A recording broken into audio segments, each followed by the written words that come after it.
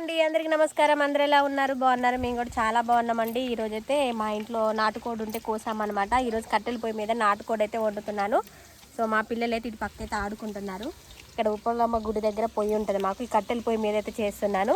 ఈ వీడియో మొత్తం మా మోక్ష తీస్తుండు. అందుకే నేనైతే ఇప్పుడు ఒకసారి సెల్ఫీ కనిపించి చెప్తున్నానండి. కట్టెల పొయ్యి మీద అయితే నాటుకోడి పులుసు సూపర్గా ఉంటుంది. ఇప్పుడు కట్టెల పొయ్యి రాజేసామండి. ఒక పెద్ద గిన్నెలోనైతే ఆయిల్ వేసేసాము. అలానే ఉల్లిగడ్డలు, పచ్చిమిర్చి, లవంగాలు వేసి తాలింపు అయితే చేసాము. ఈ ఉల్లిగడ్డలు మంచిగా ఆయిల్లో మగ్గాలి. నాటుకోడికి కోడినండి మా నాన్న నీట్గా కాల్చి క్లీన్ చేసి పక్కనైతే పెట్టేశాడు. గంట పడిపోయింది ఆన్ చేసావా?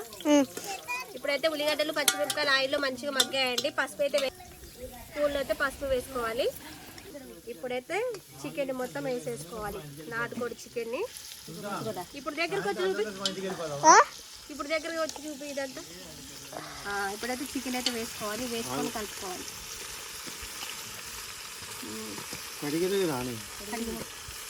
మనందరం కలిసి మా ఇంటికి వెళ్ళిపోదామా? ఇప్పుడు కలుపుకోవాలి. ఎవరిని చికెన్ కలుపుకోవాలి.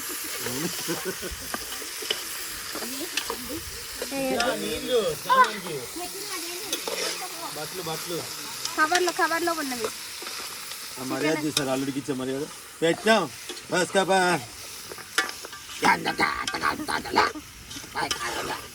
చికెన్ మొత్తం ఇలా కలుపుకొని మూత పెట్టుకొని నూనెలో మగ్గించుకోవాలి. ఇది ఇక్కడ ఒక 2 స్పూన్లు అల్లం వెల్లుల్లి పేస్ట్ అయితే వేసుకోవాలి. ఇప్పుడే పట్టాం ఫ్రెష్గా.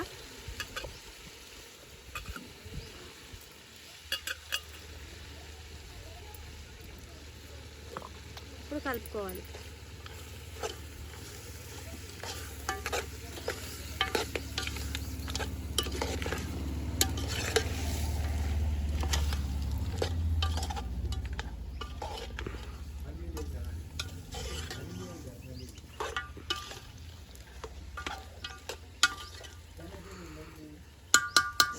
కలుపుకొని మూత పెట్టుకోవాలి. 2 నిమిషాలు అల్లం వెల్లుల్లి పేస్ట్ వేసాక మగ్గనివ్వాలి. కనపడుతుందా?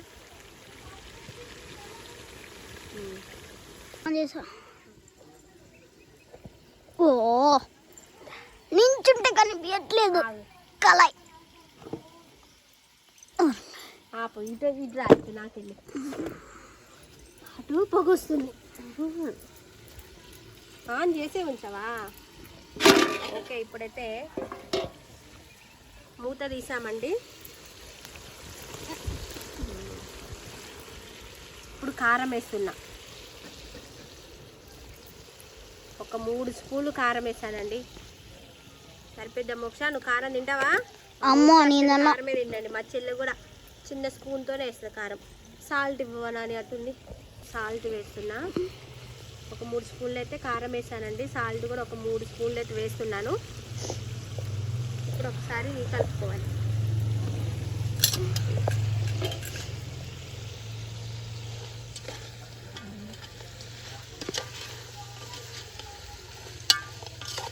కలుపుకొని మూత పెట్టుకొని మంచిగా మగ్గనివ్వాలి. ఉప్పు కారం కూడా మగ్గిన తర్వాత వాటర్ అనేది పోసుకోవాలండి.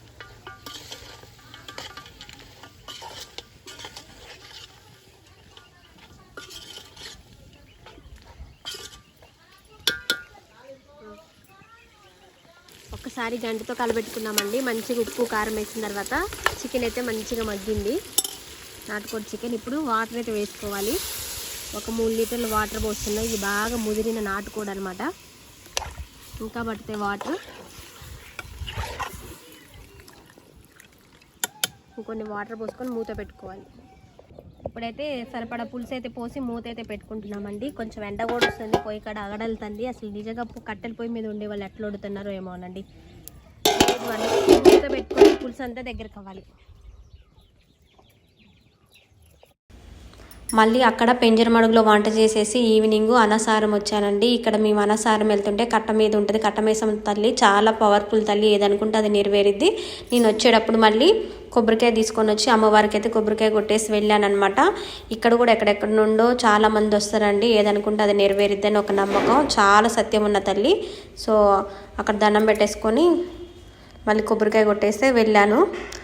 అక్కడ నుండి అన్నసారం వచ్చానండి. మా తాతయ్యని చూద్దాము, మా అమ్మని చూద్దామని. మా అమ్మని రమ్మంటే ఏంటంటే మా తాతయ్యకి కొంచెం ఆస్తమా ఉంది. ఈ చలికి కొంచెం రొప్పి ఎక్కువగా వస్తుంది. అందులో ఒక 2 డేస్ నుండి జ్వరం వచ్చి లేవట్లేదు.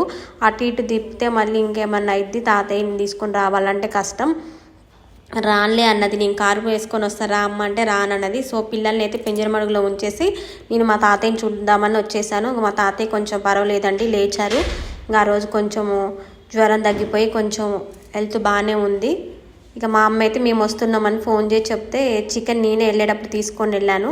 ఎలా ఉన్నారు, బాగున్నారని హాయ్ చెప్తుంది అందరికీ. చాలా రోజులు అవుతుంది, రమ్మనే అంటానండి. నేను ఇక్కడికి కూడా హైదరాబాద్ 4 రోజులు ఉండేది అంటే తాతయ్య ఉన్నాడు కదా, తాతయ్యని మళ్ళీ వదిలిపెట్టి ఎలా వస్తాను, తాతయ్యని చూసుకునే వాళ్ళు ఎవరు లేరు కదా అని చెప్పేసి త్వరగా రాదనమాట. ఖమ్మంలో ఉన్నప్పుడు కూడా రా అన్నా కూడా ఇట్లా వచ్చి అలా వెళ్ళిపోయింది. ఆ టైంలో వీడియో ఎక్కువ తీయము. సో ఇదైతే మా అమ్మ వాళ్ళ ఇంటి దగ్గర అన్నసారంలో చెట్లు అనమాట. నిమ్మ చెట్టు, అరటి చెట్లు, కొబ్బరి చెట్లు, కంది చెట్లు కూడా వేసింది. 3-4 కేజీలు కందిపప్పు అయితే అయింది అనమాట. కందికాయలని కోసి ఎండబెట్టేసి కందులు చేస్తుంది. ఇటు వచ్చి గులాబీ చెట్టు, మామిడి చెట్టు, బంతి చెట్టు, సెంటి మల్లె, కాడమల్లె అంటారు. ఈ కాడమల్లెలు అయితే మనకి కనకమరం పూలలో వేసి కట్టుకుంటే అచ్చ మల్లెపూలాగే ఉంటవి. పారిజాతం చెట్టు, ఇవన్నీ గులాబీ పూలు అంటే నాటు గులాబీ పూలు. ఇవన్నీ చెట్ల నిండా బాగా పూలు పూస్తాయి. పల్లెటూరులో ఉంటే ఏంటంటే ఓపెన్ ప్లేస్ ఉండటం వల్ల కూరగాయలు అలానే పూల మొక్కలు పెట్టుకోవడానికి చాలా ఈజీగా ఉంటుంది. సో కొబ్బరి చెట్టు నిండా కొబ్బరికాయలు ఉన్నాయి. ఇవి నేను కడుపుతో ఉన్నప్పుడు ఇంటి ముందుకు చెట్లు అమ్మొస్తే నేను తీసుకొని వేసాను అనమాట. కొబ్బరి చెట్లు 4 వేస్తే ఒక 2 చనిపోయి, ఒక 2 చెట్లు అయితే కొబ్బరికాయలు బాగా కాస్తున్నాయి. ఇంకో చెట్టు ఏమో మా అమ్మ దేనికి అడ్డొస్తుందని చెప్పేసి గోడకి కొట్టేపిచ్చేసింది. జాన్ చెట్టు కూడా ఉంది. జాంకాయలు, చిక్కుడుకాయలు, సీతాఫలాలు బాగా కాసాయి. జాంకాయలు అయితే ఫుల్ కాసాయండి. ఆ టైంలో మేము ఎవరు వెళ్ళలేదు. 2 చెట్లకు కూడా బాగా జాంకాయలు అయితే వచ్చేసాయి.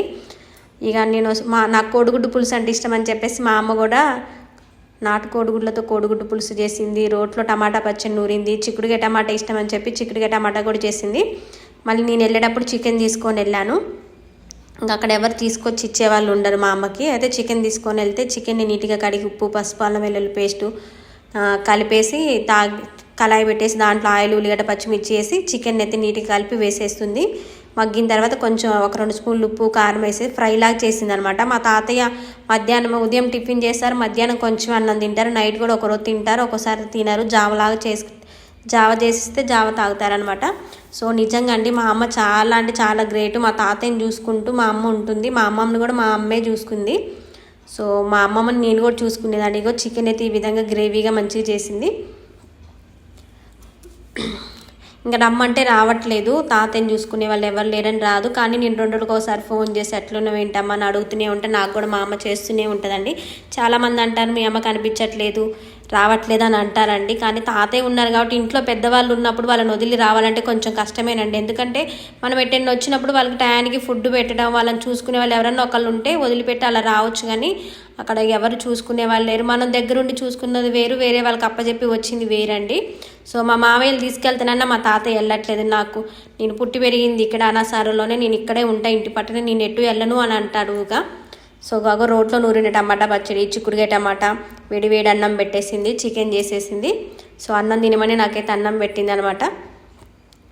మళ్ళీ పండగకి అక్కడికి రా అంటేనేమో వద్దులు ఇక్కడే ఉంటాను, ఇంటి ముందు ముగ్గులు వేయాలని చెప్పేసి ఇక్కడే ఉండిపోయింది. సో ఇదన్నమాట మా ఊరు.